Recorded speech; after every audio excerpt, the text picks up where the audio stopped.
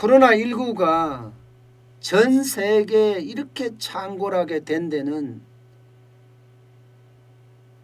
중국이 그 진앙입니다. 우한 폐렴이라고 해서 코로나19가 처음 발병을 해서 이게 전국으로 번지고 이게 전 세계로 번진 지 벌써 1년이 지났네요. 이 와중에 전 세계는 지금 실험하고 있습니다. 이제 조만간이면 누적 확진자가 1억 명이 됩니다. 사망자도 200만 명을 넘어섰습니다. 그 정도로 중국은 우한 폐렴이라는 것을 만들었는지 생성시켰는지 잘 모르지만 우한 폐렴이 결국 전 세계를 완전히 불황의 도가니, 위험의 도가니로 몰아넣었습니다. 그러면서 중국은 자기 방역을 시작을 했죠. 자기 방역을. 다른 나라들은 코로나19 때문에 그야말로 봉쇄령을 내리고 또 봉쇄령을 내리고 또 봉쇄령을 내리고 있을 동안 중국은 공장을 하나 둘씩 열기 시작했어. 하나 둘씩. 그러니까 다른 나라는 공장을 닫는 과정이고 중국은 여는 과정이에요. 그러다 보니까 중국의 경제 성장률은 쭉쭉 올라가기 시작합니다. 1분기에 마이너스 6.8%로 최악을 지나서 2분기에 3.2% 성장을 하더니 3분기에 4.9%, 심지어 작년 4분기에는 6.5%라는 그야말로 V자 성장을 이룩했습니다. 이룩했어요. 그렇게 하고 나니까 중국 입장에서는 뭐 큰 소리 칠 수 있을지 모르지만 나머지 중국 때문에, 중국의 우한 폐렴 때문에 사실 고통을 받는 기업들에게는 진짜 불행입니다. 진짜 불행이에요. 1년 동안의 성장률도 보더라도요, 중국은 역대 최저라고 이야기해야 되나요? 44년 만에 최악의 성장률을 기록한 것도 사실입니다. 44년 만에. 그러니까 1976년에 마이너스 1.6%를 성장한 이후에 44년 만에 작년 2020년에 전체적으로 봤을 때는 2.3%를 기록했으니까 최악의 경제 성적표 맞습니다. 지금까지 2013년부터 보면 7.8%의 성장해서 쭉 2019년까지도 6.1%의 성장을 거듭했습니다. 그만큼 중국은 작년이 최악이라고 이야기합니다. 그러나 44년 만에 최악이라도 전 세계에서는 1등이에요.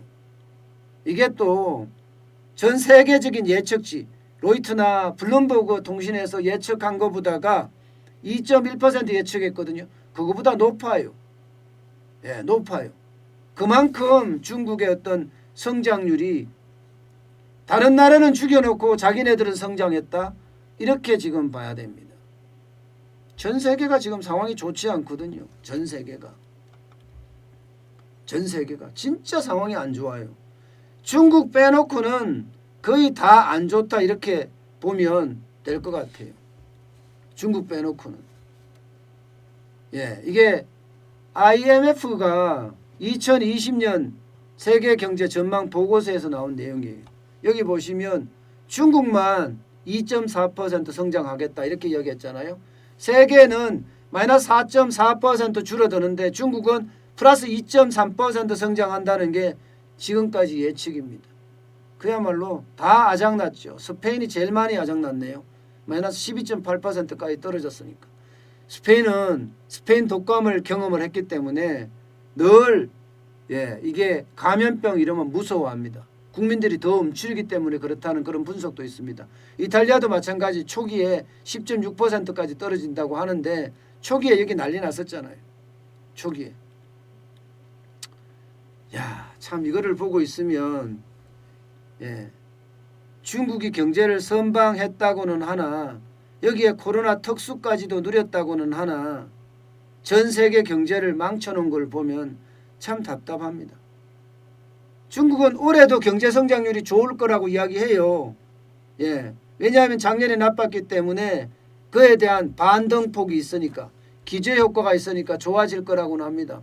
전부 다 올해 경제 성장률 전망치를 보면 야, 중국 진짜 난리가 나겠네 이런 얘기까지 해요. 중국 사회과학원 같은 경우는 7.8% 8% 가까이 성장할 거다 이렇게 예측을 하기도 합니다. 심지어 도이치방크는요 9.5% 성장한다 이런 얘기까지 하고 있습니다. 그 이유가 지금 중국은 경제의 대전환을 어느 정도까지는 지금 하고 있거든요. 쌍전환이라고 하죠. 지금까지는 수출에 모든 영향을 집중했다면 이제는 내수에도 집중하겠다 이런 생각을 하고 있단 말입니다. 그래서 이 쌍전환이 수출은 수출대로 늘어나고 내수는 내수대로 늘어나서 전부 이렇게 7.8%에서 9.5%까지 그야말로 폭풍 성장할 거라고 지금 예상을 하는 거죠. 전부 다. 단지 발목을 좀 잡을 수 있는 건 내수거든요. 내수가 조금은 괜찮습니다. 작년만 하더라도 소매 판매가 마이너스 3.8% 1968년 이후로 최저치를 기록할 정도로 나쁩니다. 소매 판매가 나쁘다는 건 일단 내수를 지금 쌍전환으로 돌려놨지만 생각보다가 나가지 않는다 이렇게 보는 거고 또 하나는 미국과의 무역전쟁 바이든 행정부하고도 역시 무역전쟁은 날 거라고 보는 거죠. 하늘에 태양은 두 개가 필요 없다. 한 개만 필요하다. 때문에 아마 이것도 충격으로 또 발전을 할 수 있을 거고요. 여기에다가 지금 중국의 북부 지역에서는 코로나19가 굉장히 확산되고 있는 것으로 그렇게 지금 짐작이 되고 있습니다. 한 도시 1000만 되는 도시를 그냥 폐쇄할 정도니까 재확산이 어느 정도 좀 무섭다 이렇게까지 나오고 있거든요. 이게 어떻게 되는지도 또 중국의 어떤 경제의 변수가 될 수도 있겠죠. 물론 부채도 변수가 됩니다. 부채도. 이게 부채가 국영기업의 부채 장난 아니거든요. 작년에만 디폴트 선언한 데 채무 불이행 선언한 데가 12조 2천억 원 정도 됩니다. 2014년 이후에 가장 큽니다. 어쨌든 중국이 뭐 그들의 통계가 틀리든 맞든 그게 중요한 건 아니고요.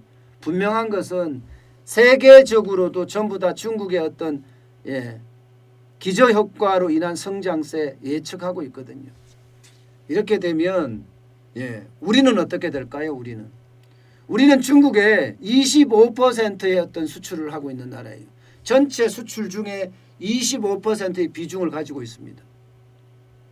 그렇게 된다면 중국이 수출과 내수 쌍전환으로 돌아갔다고 하는 이야기는 결국 말입니다. 우리 수출에는 영향을 긍정적으로 미치지 않을까 이렇게 지금 보고 있습니다. 그렇기 때문에 한국에 대한 수출조차도 좀 더 크게 잡고 있는 것, 한국의 어떤 수출 목표도 좀 더 크게 잡고 있는 것 아니냐 저는 그렇게까지 보거든요. 어쨌든 전체적으로 지금 굉장히 좋아지는 모양새다. 중국이 세계 경제는 다 망쳐놨다고 하지만 중국 자체는 성장하고 있는 모양새다. 이렇게 저는 보입니다. 어쨌든 앞으로도 이 중국의 어떤 성장세는 계속 지켜봐야 됩니다. 우리 경제의 어떤 바로미터이기도 하거든요. 왜? 수출 비중이 25%나 되기 때문에.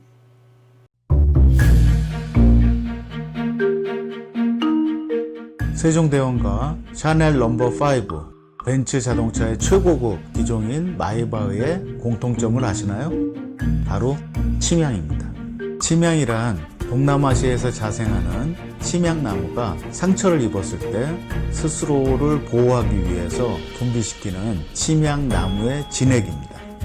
진침향은 태국산 침향과 러시아산 녹용, 그리고 국산 홍삼, 백봉령, 산수유, 당귀, 숙지향, 꿀로 이루어진 침향환으로 만성 피로나 또 스트레스, 기력이 저하된 직장인분들, 또 수험생들, 연세 드신 어르신분들이 드시면 좋은 환입니다. 진치명 여러분들께 자신있게 권해드립니다.